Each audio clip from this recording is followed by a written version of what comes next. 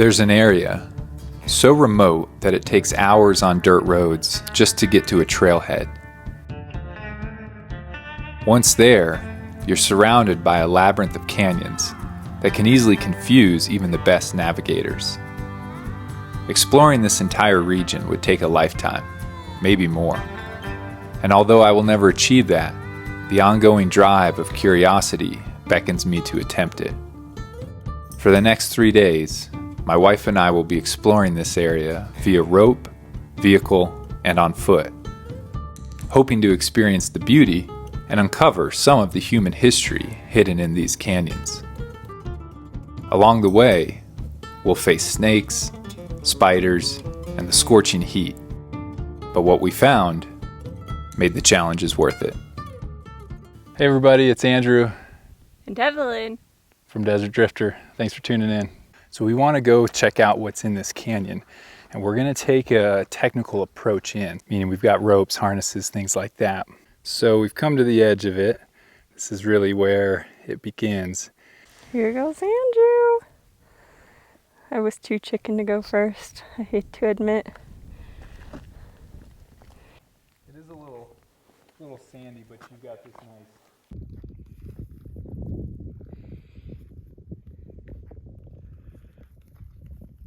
Evelyn's coming down.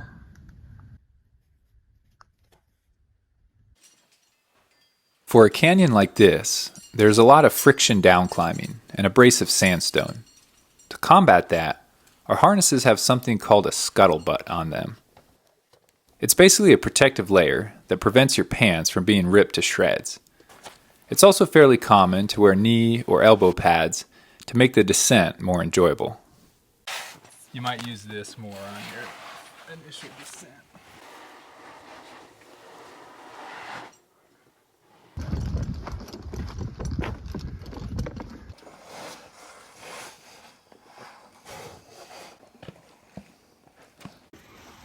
Down he goes.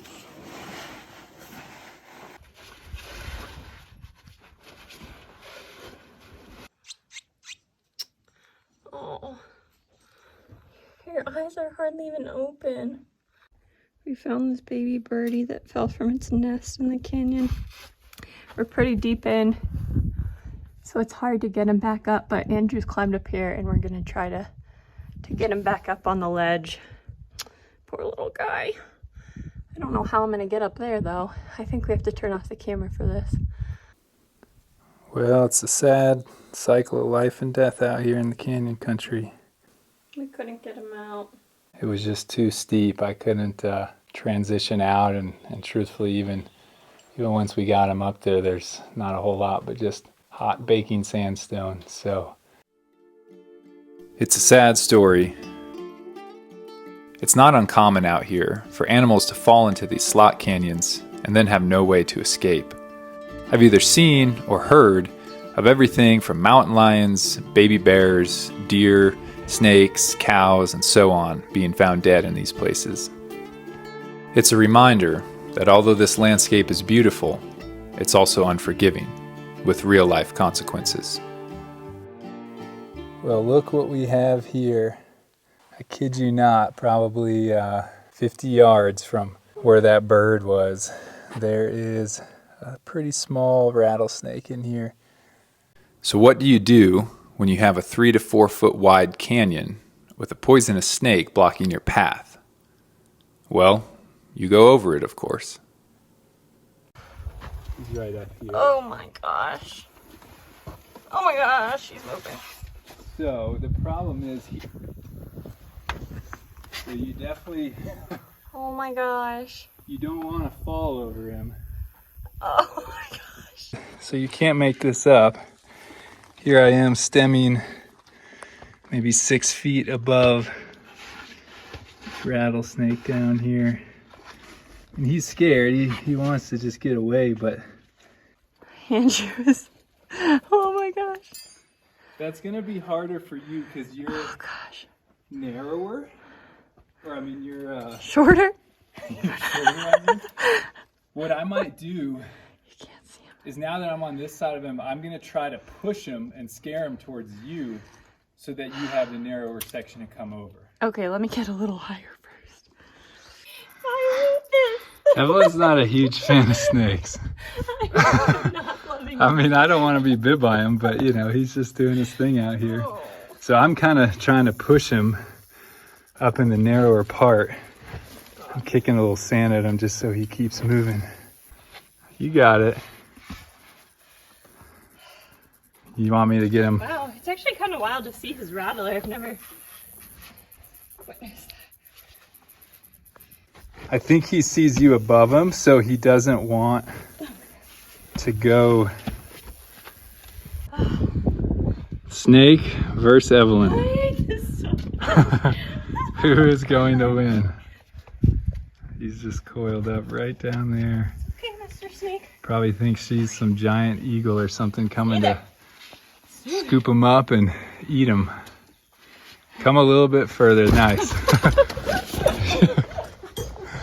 Well, disaster averted.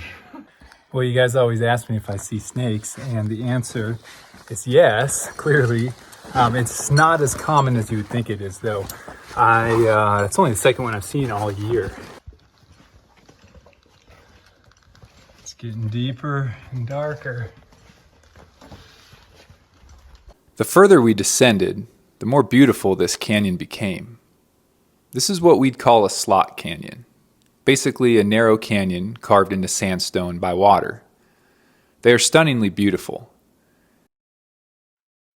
Antelope Canyon in Arizona has become world famous, but there are thousands of slot canyons throughout the American Southwest.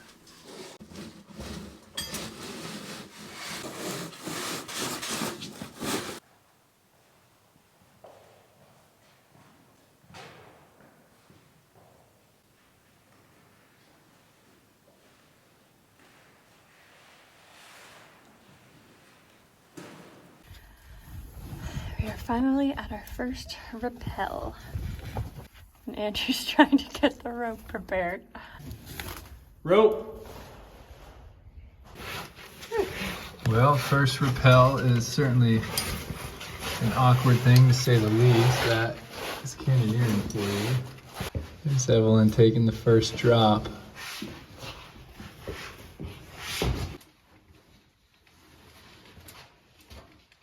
Sweet. It's a pretty cool shot. Okay, here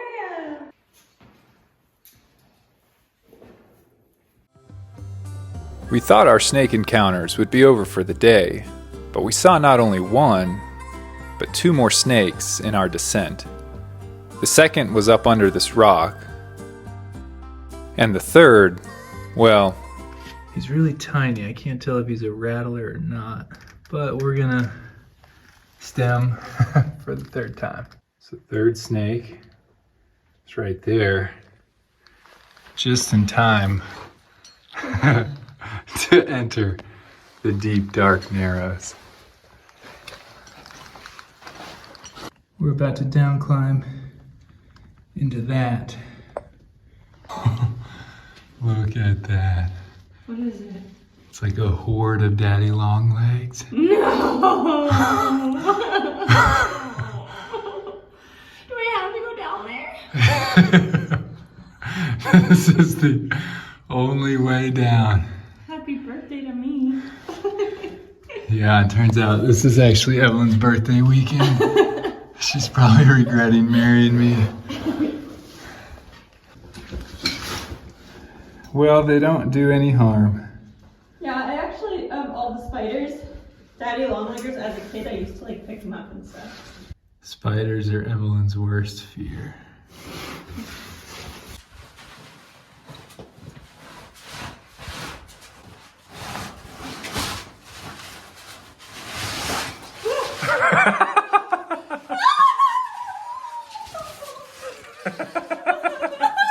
Let's rewind that back.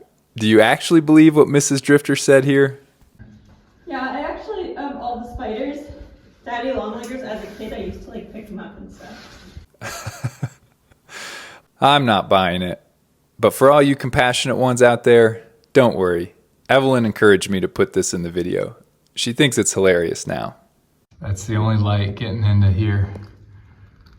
pretty much pitch black unless turn your headlamp on.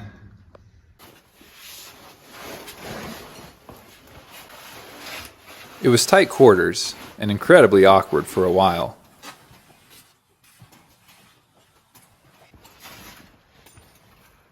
But eventually, we emerged into a wider portion of the canyon. By now, we welcomed it gladly. Feels good to be able to walk normally again. Eventually, the canyon fully opened up. Big sandstone walls greeted us. This part of the canyon was now accessible from numerous points, so our focus shifted. Besides appreciating the beauty, we wanted to see if we could find any traces of the past in here. We looked high, we looked low, and covered a lot of miles, but nada. We're having so much fun. What you got over there, Evelyn? Gummy bears. Refueling before the final climb out of here. I wish I could say that every day out here was better than the one before. But that would be Hollywood. That's not real life. We were both beat and ready to be done, but there was only one way out. In our momentary discomfort, it was easy for us to complain. And trust me, we did. But we had to remind ourselves that in our convenience-driven world, pushing out of our comfort zones is incredibly valuable.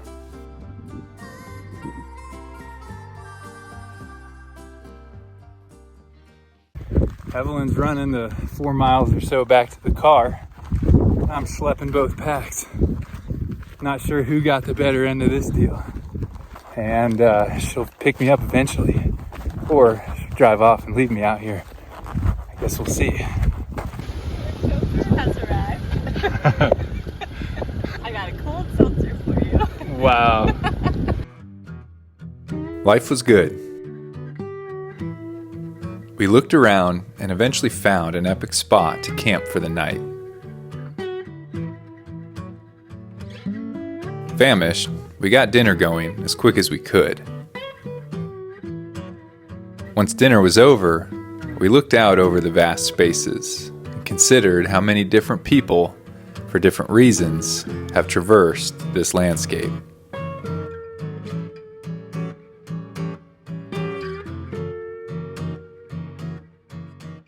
Day 2 dawned clear and bright. We preferred leaving our itineraries loose, allowing plenty of time to wander and improvise.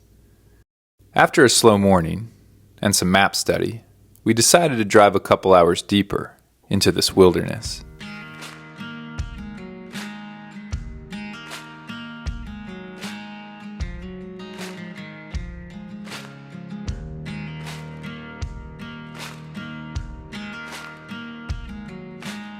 By the time we arrived, it was hot, so we hung out, waiting for the cool of the next morning.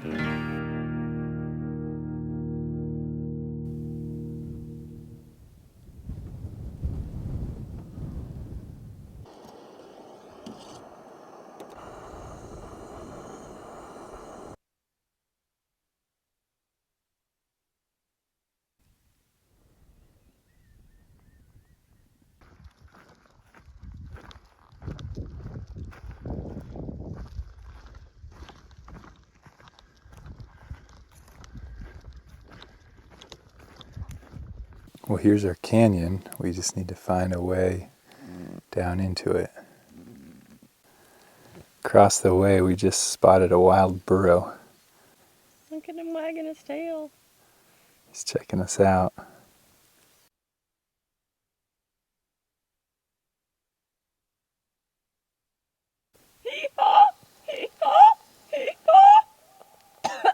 I scared him away.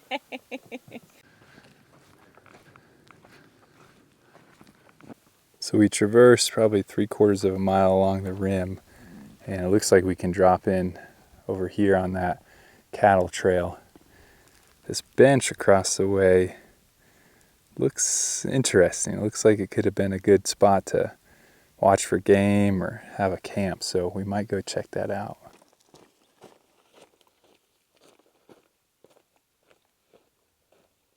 So we came up on this other bench here and didn't see anything, but right across the canyon, those look quite intriguing. All right, here we are. Looks like a pack rat is definitely taking up some home here.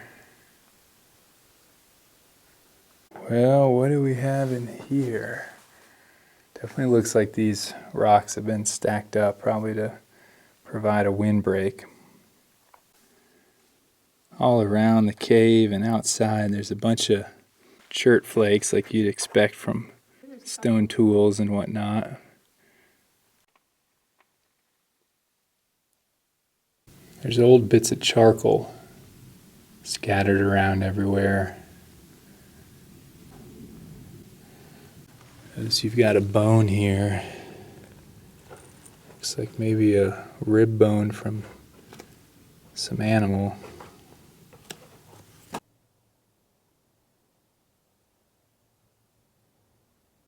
Well, it's definitely been used, possibly lived in. Exactly by whom, I don't know. Likely many generations of people in this area. Oh wow, I was about to walk out of here and head back to where Evelyn's got some snacks going. You know, it's not very big, so it's probably, I mean, it's kind of hard, but there's my hand. I mean, it's only maybe 8 inches tall, but it's just so intricate.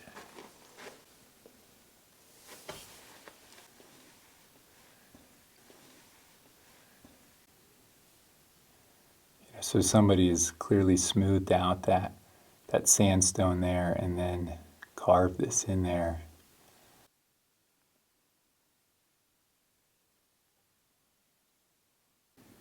All right, let's go check out the other one around the corner.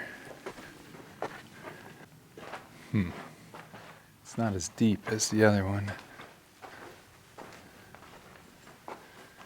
Is that a piece of pottery down here? No. It looked like it at first, but it's just a interesting rock. Again, a lot of flakes on the ground outside. Oh! Look at that. Yeah, wow. There are. That is really cool. Yeah, probably sharpening grooves, I would guess, for stone tools. Evelyn noticed that. It's right next to one of the storage cysts. There's actually 3 of them in here. 3 cysts? Prehistoric? Mm-hmm. Whoa. I didn't even see those. I believe these storage cysts would date to the basket maker time period. I say that because the basket maker people are known for constructing storage pits lined with sandstone slabs, like these. This culture had begun orienting their lives around agriculture, and the need for more storage sprang up as a result of this.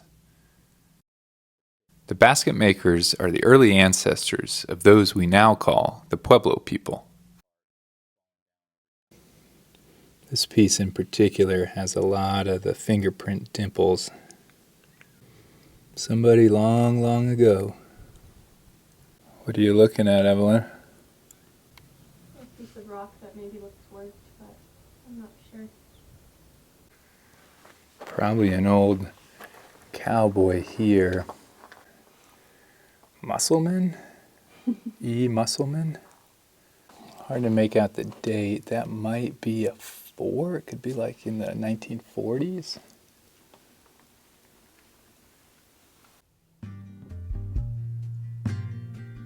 It truly was a beautiful setting.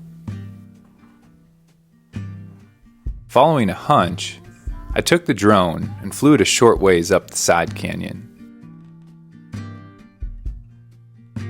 Sure enough, There was water up there.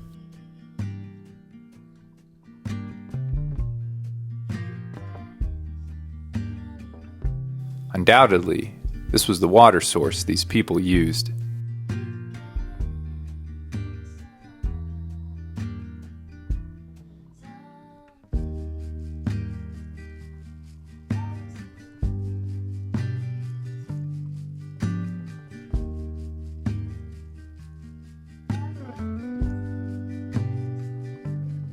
Spurred on by this discovery, we continued down canyon.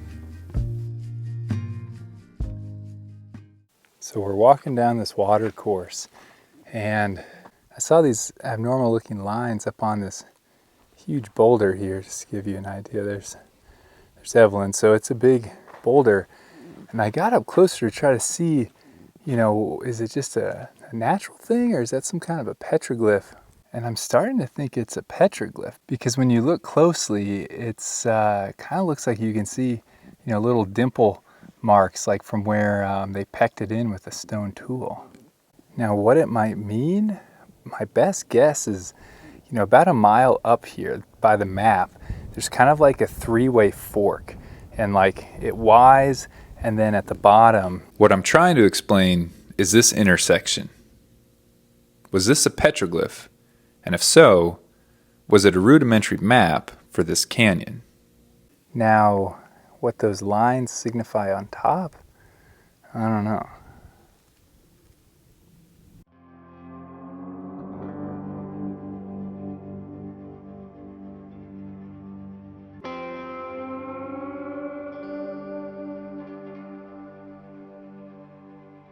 The temperatures were starting to soar.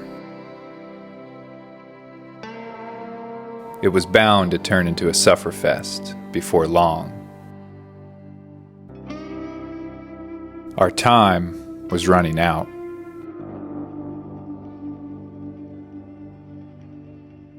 Well, we're starting to bake a little bit up here. But we came up here. Now, that is definitely a spot we got to go check out. It almost looks like there's another one of those storage cysts, like right there. So we'll go look at that. But I mean, even just looking further down canyon, that kind of looks promising. And I mean, it just goes on and on further down. But first things first. Wow. That is... Wow. Look at that dragonfly thing. Yeah. Oh my gosh. Wow, this is probably one of the most, well, maybe the most intricate panels I've ever seen. There's just so many fine details.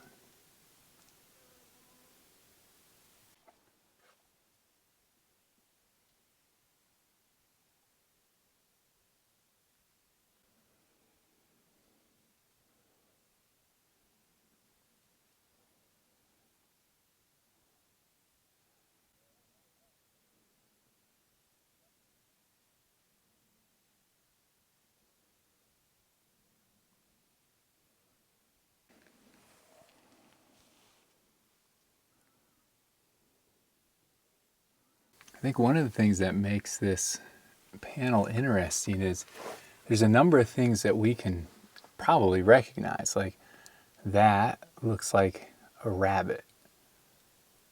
This is a very long dog. I don't think they had wiener dogs back then. And you've got numerous dragonflies, possibly even a hummingbird or something above it, just to try to give you guys some sense of scale. So, there's my hand, generally like a size large glove. I really love how you can see like the brush strokes. What's your favorite part of the panel, Evelyn? Definitely the dragonflies. I think that's pretty neat. I've never seen one like that before. What are they on? A mama dragonfly. You think that's a big dragonfly I in the think center? So. Huh. I don't know. I don't really see it, but I honestly have no idea. Also, there's like another little white something there. Do you think that's an owl there in the middle? This? Yeah. Oh, I didn't even think of that. Maybe. So I was laying on this rock, looking up at that, just taking it in. And I noticed there's more.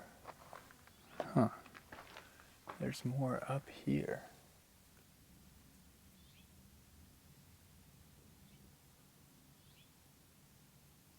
It's like a cane coming off of him.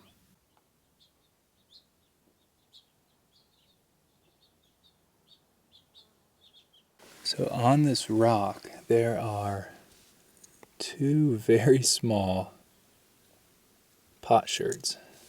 I started looking around closer and found more of this simple gray pottery.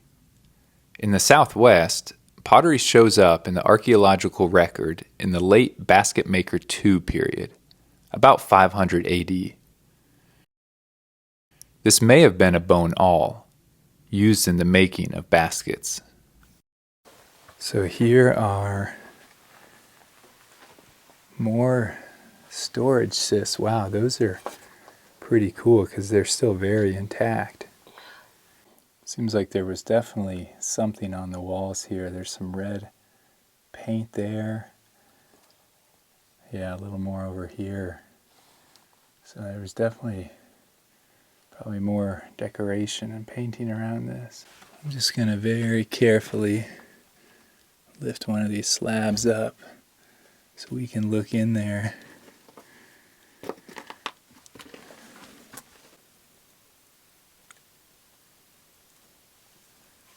When this was actually storing food, this slab would have been, sealed airtight into that. Over time, cracks and things have developed, and, there's a crack down there, so rodents and bugs and whatnot have gotten in. Interesting to try to imagine what was stored in those over the years.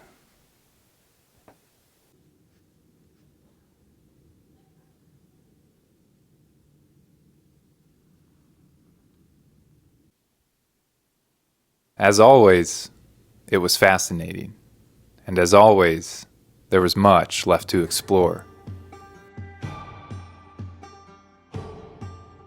It's easy to want to go further, and I did. But out here, you have to know your limits. The heat and deep sand made travel slow, so we decided to turn back.